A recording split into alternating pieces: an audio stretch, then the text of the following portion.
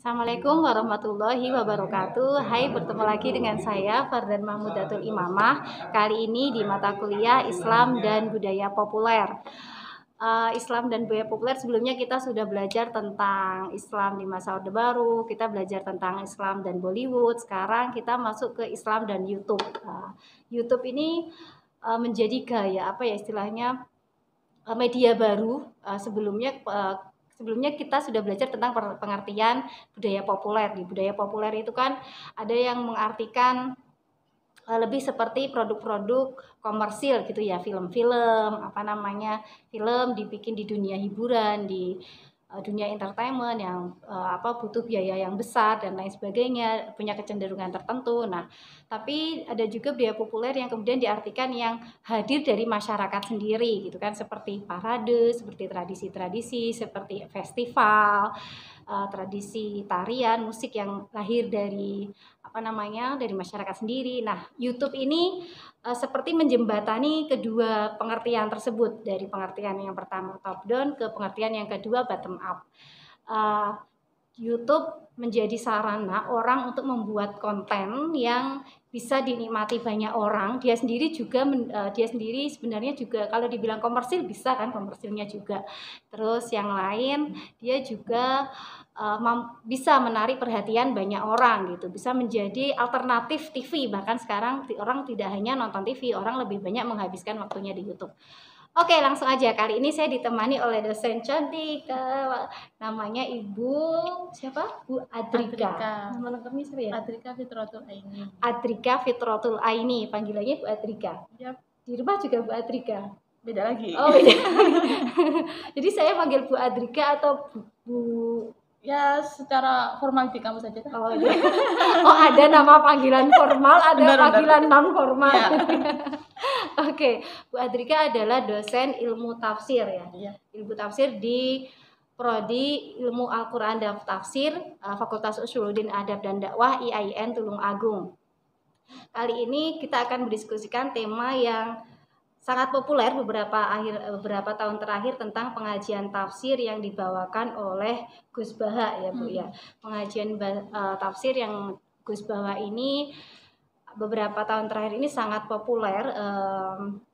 Pengajiannya yang punya ciri khas pesantren gitu, yang sebelum memberikan nuansa baru lah dalam pengajaran Islam, dalam dakwah Islam. Yang sebelumnya Anda jika belajar tentang Islam itu kalau di televisi itu kan punya kecenderungan istilahnya lebih ke hiburan ya, dakwah, tetapi dalam tanda kutip ada pendekatan hiburannya, yang entertainnya gitu kan. Saya paling terkenal kan Mama Dede ya. Gimana cara nyapanya dulu itu Mama Dede itu kayaknya yang dulu awal-awal yang sempat sangat populer. Tanya Mama gitu ya. Oh ya, itu biasanya juga ramai pada saat Ramadan, tapi kemudian ternyata setiap pagi diputar lagi setelah Mama Dede. Kemudian ada juga pengajian yang kalau di televisi itu Sejuk Islam Sejuk atau acara televisinya itu kan ada Oki ya, ada juga yang Islam itu indah dulu yang Islam itu indah jamaah itu yang pembawa acaranya ya Ustadz Maulana. Ya, benar, Ustadz Maulana. Kalau yang di televisi itu memang tidak banyak sebenarnya yang saya ikuti karena terlalu pagi ya bagi yang saya bangunnya agak siang. Acaranya itu biasanya pagi banget itu kan, jam 5, jam 6 memang diperuntukkan untuk siraman rohani bagi halayak gitu. Nah, kalau menurut Bu Adrika sendiri sebenarnya apa yang dibawa atau karakter pengajian Gus Baha ini bagaimana gambaran representasi dakwah Islam yang dibawa oleh Gus Baha? Kalau menurut saya ya, pengajian yang dibawa oleh Gus Baha ini singkat cerita sebentar ya. Sebenarnya sebelum Gus Baha itu ke media sosial, saya sebenarnya sudah tahu pengajian Gus Baha, karena ini juga saya nggak tahu ada kenapa kok Gus Baha akhirnya mau masuk ke media sosial. Yang awalnya dulu kan pengajian beliau itu kan hanya di pondok pesantren.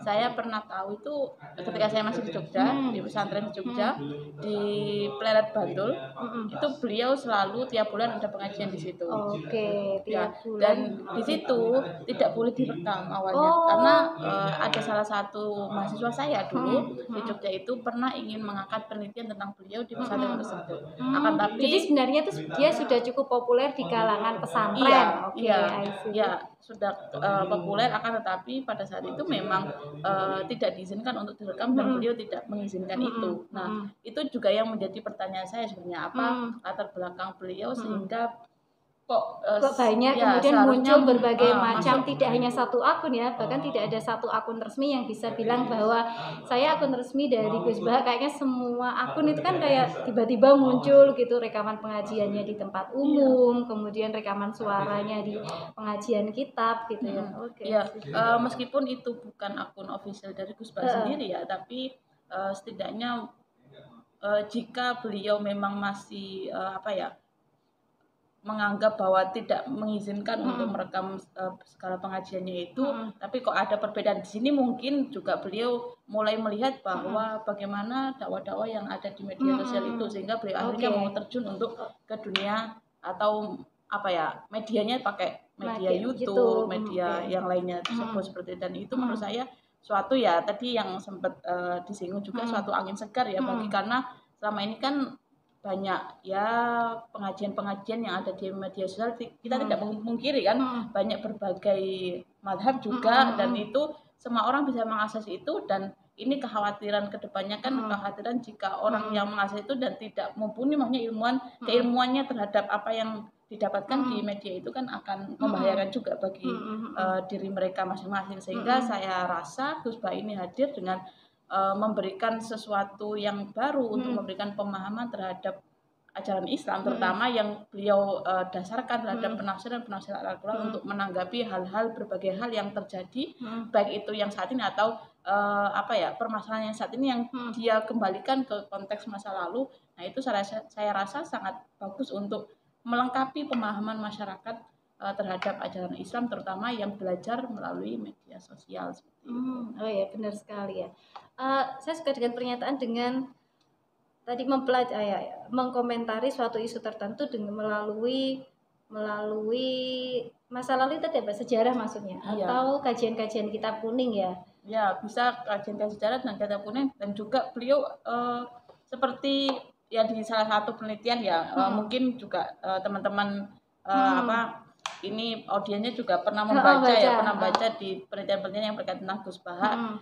Itu kan bahwa beliau menafsirkan ayat Al-Quran itu, ayat-ayat yang sebenarnya saat ini sudah mungkin tidak bisa diterapkan. Nah, itu beliau mencoba untuk mengkonteskan bahwa ayat itu ada keterkaitan dengan permasalahan saat ini. Misalkan seperti yang ada tentang mukjizat, ya kan, tentang mukjizat itu. Oh iya, benar, mukjizat. Nah, mukjizat itu kan sebenarnya saat ini bagaimana gambaran mukjizat? Ya, gambaran mukjizat seperti tentang penjelasan mukjizat Nabi Musa. Nah, gimana gambarannya saat ini? Nah, tapi kan beliau bisa menggabungkan atau mengintegrasikan itu dengan mengkontekstualisasikan kembali, kemudian menunjukkan ibroh ya, semacam pembelajaran. Benar sekali. Lagian saya merasa bahwa beliau itu juga punya punya pendekatan yang berbeda, dalam artian sebelumnya ini kan kita kalau mau belajar agama sih itu kan selalu ada istilahnya ya, entah sensitivitas atau entah, kalau misalnya ya kalau dari pesantren, atau mungkin hanya pikiran saya yang terlalu jauh. Misalnya saya dari pesantren, kemudian saya merasa melihat orang kok hanya belajar agama dari web, dari internet gitu kan, misalnya orang kamu belajar dari mana, dari website gitu ya, misalnya kan sekarang juga banyak website muslim. Kemudian ada orang yang belajar bahkan juga dari YouTube, apalagi di YouTube itu sekarang juga banyak istilahnya pendakwah ya dari YouTube dan lain sebagainya. Kemudian sebalik orang pesantren melihatnya sebagai sesuatu yang terlalu instan gitu kan. Kok bisa belajar agama instan kemudian bisa mengomentari. Begitu juga ada kritik terhadap para pendakwah muslim yang di media televisi, media konvensional, media elektronik kita yang kenapa gaya pengajiannya itu seperti seakan-akan terlalu sempit gitu, tidak memberikan ruang sehingga orang nerimanya itu ya hanya salah dan benar, haram, halal, boleh dan tidak boleh, dosa dan gak berdosa gitu. Padahal ajaran Islam kan lebih banyak mungkin ke nilai-nilainya dan lain sebagainya. Sehingga pandangan seperti ini ketika Gus Baha masuk, kemudian saya merasa bahwa ini kayak pas banget bahwa ada pilihan orang, tidak hanya bahwa pesantren itu mulai memahami bahwa kebutuhan sesuatu yang instan itu tidak hanya kebutuhan yang memang saat ini menjadi permintaan. Maksudnya semua orang mau gimana lagi, kalau mau belajar sesuatu memang sudah layaknya memang dari internet. Kalau susah-susah harus datang ke pesantren, ikut pengajian, harus datang tiap dan jauh, dan belum tentu mereka punya ikatan khusus dengan tokoh tertentu gitu kan. Tidak semua orang punya ikatan khusus dengan pesantren misalnya itu. Nah, kebutuhan ini saya merasa seperti terjawab gitu oleh si Gus Bah ini. Kalau menurut Anda apakah bagaimana sudut pandang pesantren ini digambarkan dalam pengajian beliau? Oke, terlepas dari berbagai macam model pesantren ya, terlepas dari itu bahwa kehadiran Gus Baha untuk merepresentasikan bahwa kita lihat sendiri juga latar belakang beliau ada kan pure pesantren kan, tidak ada pendidikan formal kan, maksudnya seperti yang sekolah tinggi, S1, S2 itu kan beliau tidak mengenyam itu, tapi beliau memang pesantren sangat kental pesantrennya. Nah, di sini kita bisa melihat bahwa dengan hadirnya Gus Baha di media sosial dengan memberikan pemahaman itu bahwa sebenarnya orang pesantren itu juga mempunyai kualitas yang mumpuni untuk memberikan pengajian-pengajian yang isinya itu ya untuk menyeimbangkan dengan pengajian-pengajian yang ada di media sosial yang bicara ekstremis dan sebagainya itu. Dan saya rasa bahwa pengajian ini yang dibawakan oleh Gus Baha menjadi sesuatu yang baru dan patut untuk dipahami oleh masyarakat umum, terutama orang awam, bahwa sebenarnya memang pengajian dari Gus Baha ini ya keilmuannya itu sudah agak tinggi. Misalkan ada bahasan tentang nasi mansuh untuk memahami ayat Al-Quran, itu kan tidak semua orang awam paham konsep nasi tentang mansuh, konsep itu, tapi setidaknya pengajian Gus Baha ini menjadi alternatif baru untuk mereka, bahwa ada alternatif lain untuk mendapatkan pemahaman terhadap ajaran agama, salah satunya melalui Gus Baha ini, seperti itu. Oke, ya, benar banget.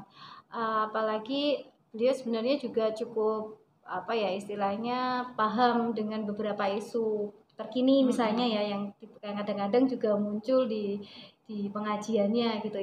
Dan juga sebenarnya beliau itu kan ngajinya dengan bahasa Jawa ya, padahal tidak media sosial itu kan tidak semua orang paham ngerti juga bahasa Jawa, apalagi bahasa Jawanya spesifik, bahasa Jawa yang dipakai oleh orang-orang pesantren. Untungnya dalam beberapa videonya Gus Baha itu menyediakan subtitle subtitle berbahasa Indonesia gitu, yang memudahkan orang memahami gitu.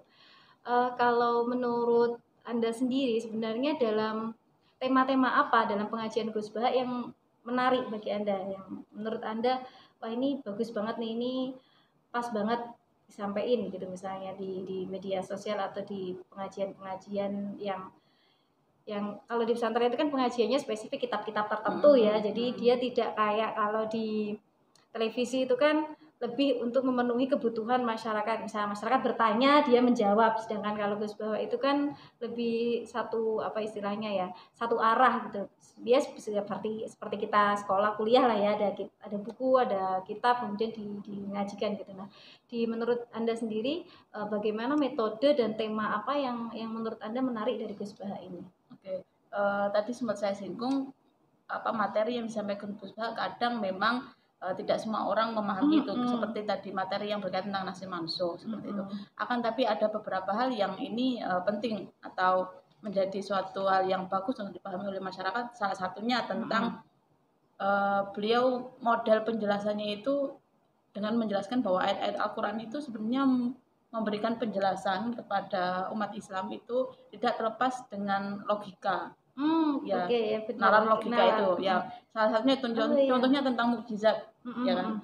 Mukjizat bahwa tadi saya singgung bahwa Nabi Musa mukjizatnya tongkat seperti itu karena bagaimana merepresentasikan di sekarang ya, membelah samudra. Nah, mukjizat apa yang bisa dirasakan oleh masyarakat sekarang dengan ayat-ayat Quran itu? Nah, di situ ayat Quran kan Gus Bahwa menjelaskan bahwa ayat Quran ada penjelasan tentang nyamuk ya, tentang nyamuk seperti itu. Nah, tentang organ-organ tubuh nyamuk. Nah, itu kalau bukan kuasa Allah, bukan kuasa Tuhan, itu tidak akan terjadi, tidak akan terwujud atau tercipta suatu makhluk yang kecil itu seperti itu. Nah, ini kan juga sebenarnya suatu mukjizat yang bisa dirasakan oleh umat Islam saat ini, dan itu saya rasa itu bagus untuk dipahami masyarakat saat ini, dan mereka akan bisa terbuka bahwa memahami Islam itu sebenarnya dengan logika itu bisa. Bukan hanya Quran yang tidak bisa, hanya dogma saja, tapi bisa yang penting nerima gitu. Dan itu Gus Bah memberikan itu, meskipun beliau ya di satu sisi ya terkadang dengan keilmuan yang tinggi tentang ilmu tafsirnya, tapi di sisi lain ada materi-materi yang itu bisa merubah cara pandang masyarakat tentang memahami Quran. Iya, benar banget. Benar, apalagi saya juga memperhatikan ini, bagaimana ketika beliau menafsirkan atau memberikan penjelasan itu, dia berusaha untuk menjelaskan bahkan kepada orang yang dalam tanda kutip baru belajar agama gitu kan ya, misalnya kayak bahkan terutama terutama tema-tema tentang ketuhanan, tentang ketauhidan gitu, tentang ketauhidan. Salah satu pengajian yang saya tonton itu waktu beliau ngisi di acara pengajian di Korea yang beliau pernah bercerita bahwa bahkan di dunia di bagian bumi manapun akan selalu ada Islam gitu kan. Bahkan di bagian bumi yang paling ateis dalam tanda kutip kan, suatu negara yang sedikit sekali orang beragama Islam gitu, tapi ternyata Islam sendiri juga bisa berkembang. Buktinya adalah betapa banyak orang Islam di sana yang akhirnya bisa mengundang dia dan lain sebagainya.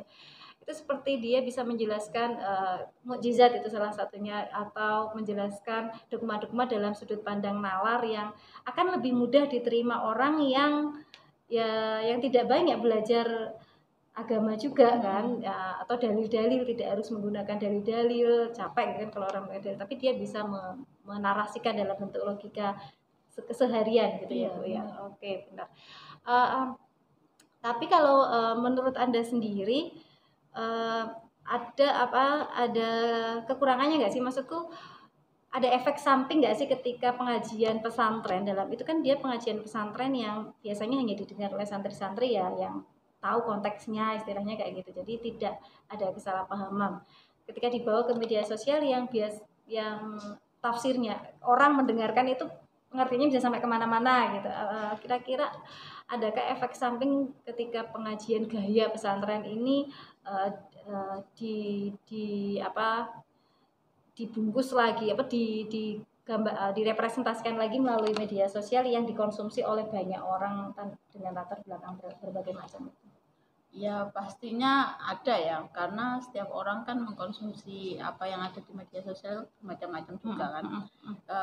Ada orang yang setuju dengan apa yang disampaikan Gus Bah, ada yang tidak seperti itu. Akan tapi balik lagi bahwa dari di luar setuju atau tidak, ini sesuatu yang baru dan sebagai penyeimbang terhadap pemahaman-pemahaman yang berbagai macam pemahaman, dan ini perlu pesantren atau pemahaman yang pesantren itu selalu perlu untuk masuk ke media sosial ini. Dan efek lainnya bahwa masyarakat umum yang selama ini hanya memahami ajaran Islam melalui media sosial yang biasanya itu selalu dengan dalil, tapi Gus Bah memberikan bahwa tidak selamanya dengan kembali, ya memang beliau selalu juga kembali ke dalil ayat Quran dan hadis ya, akan tapi bungkusnya itu loh, beliau bisa membungkusnya dan bisa menalar, dijadikan orang memahami itu ya dengan nalar keseharian mereka. Dengan nalar sederhana itu bisa memahami ajaran Islam seperti itu. Nah, tapi balik lagi bahwa penerimaan pendapat tersebut untuk masyarakat yang memahami ajaran Islam di media sosial dari Gus Bah atau yang lain, balik lagi sebenarnya dari penceramahnya juga, karena meskipun penceramahnya bagus tapi sebenarnya mereka tidak punya power untuk atau tidak punya, ya sekarang kan kalau nggak terkenal itu kan nggak ada Nggak yang didengar, iya gitu. benar nggak dengar. Nah itu sebenarnya apa ya, model media sosial seperti itu sekarang. Misalkan sekarang lagi boomingnya siapa ustadz yang lagi booming sekarang?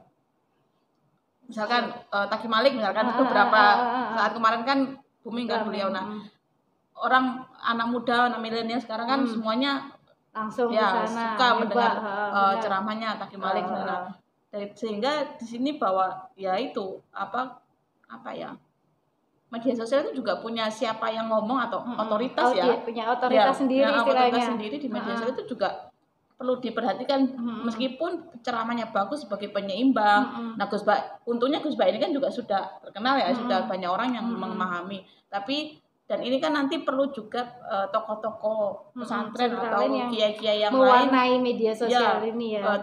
Tidak cukup hanya Gus saja, tapi perlu untuk yang lainnya untuk bisa ke media sosial juga. Itu menarik sekali. Bahkan tidak hanya yang muda ya, bahkan yang sepuh-sepuh itu juga sudah turun tangan. Seperti di Instagram itu ada Gus Mus itu kan mewarnai dakwah Islam pesantren melalui Instagramnya, beberapa kali juga lewat Twitternya. Kalau di Twitter itu Gus Ubed Jawa Tengah di Semarang dari Al-Watonia itu juga beliau sangat ada Gus Nadir, ada Gus Ubed, kemudian ada beberapa tokoh pesantren lainnya yang mau bersedia, karena di media sosial itu menurut saya juga nggak mudah ketika mereka harus berhadapan dengan banyak komentar yang banyak komentar ya seperti pisau ya, si media sosial kadang-kadang itu dia memang bisa memberi ruang populer ataupun memberi ruang untuk berdiskusi gitu ya, tapi efek sampingnya juga nggak kalah sakitnya kalau ada tweet war misalnya, atau menggunakan ada kata-kata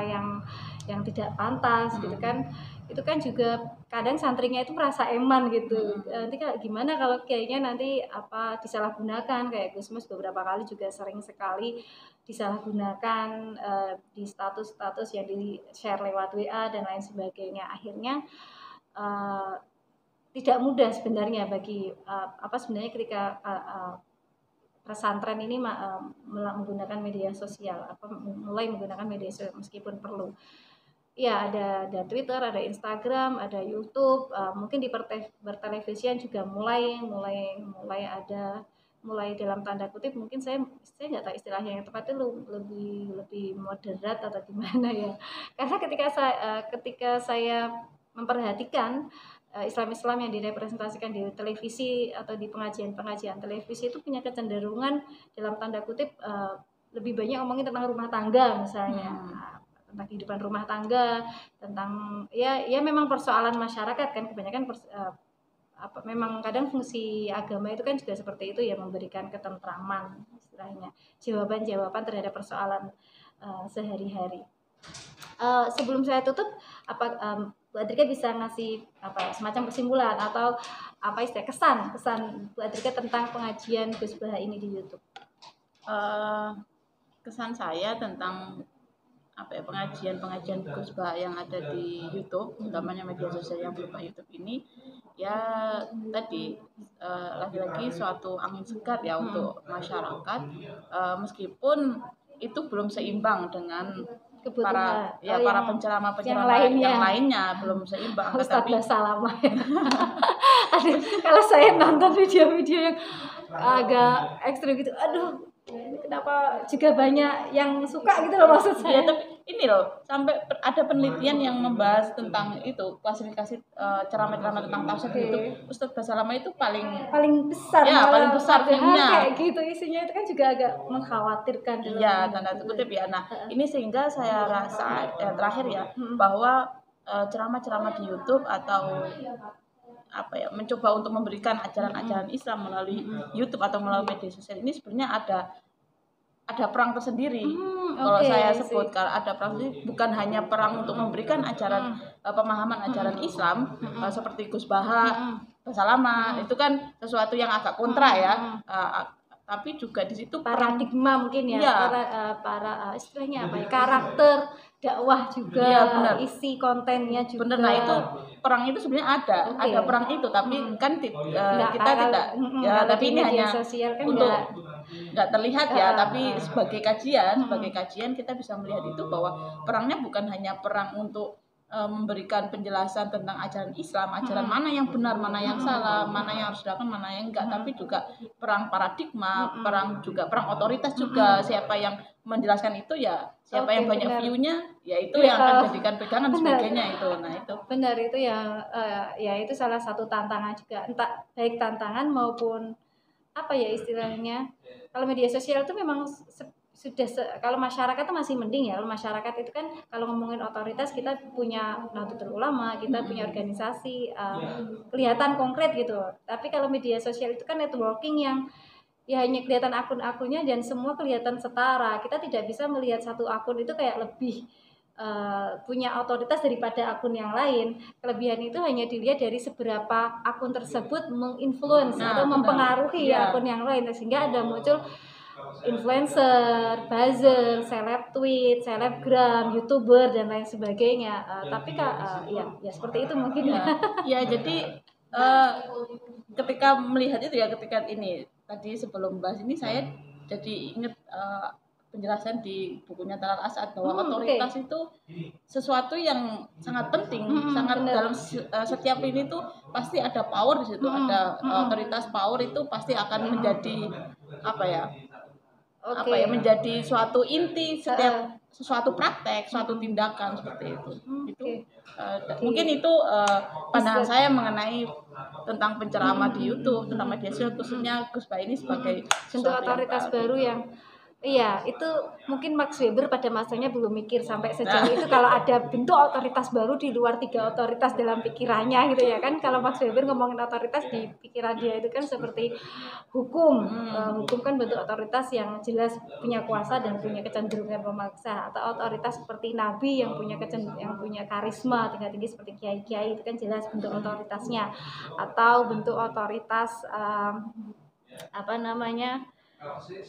sekarang ini otoritas pengusaha, otoritas yang bisa dicapai seperti presiden ya, bentuk-bentuk otoritas yang bisa dicapai dan diterima oleh banyak orang gitu. Dan media sosial itu bentuk otoritas yang nggak nampak tapi nyata gitu. Ada suatu otoritas baru ini. Dia nggak nampak tapi nyata, dia bisa mempengaruhi, bahkan bisa dalam tanda kutip mendorong orang melakukan sesuatu kan. Itu kan bentuk power yang lebih halus daripada hukum itu sendiri kan. Mungkin sampai di sini dulu Bu Adrika, terima kasih banget masukannya tentang Gus Bah, sangat bermanfaat. Itu akan sangat menambah pengetahuan kita tentang representasi Islam di budaya populer. Sudah banyak media yang sudah yang menggambarkan tentang bagaimana sih Islam digambarkan atau muncul, atau banyak temanya di mata kuliah ini Bu Adrika. Jadi selain YouTube ada film, kemudian juga bahkan puisi-puisi. Saya berencana juga untuk ngomongin tentang puisinya Gusmus. Dan puisinya ada salah satu tokoh puisi lagi yang cukup terkenal juga tentang Islam. Sampai di sini dulu. Terima kasih. Assalamualaikum warahmatullahi wabarakatuh. Bye.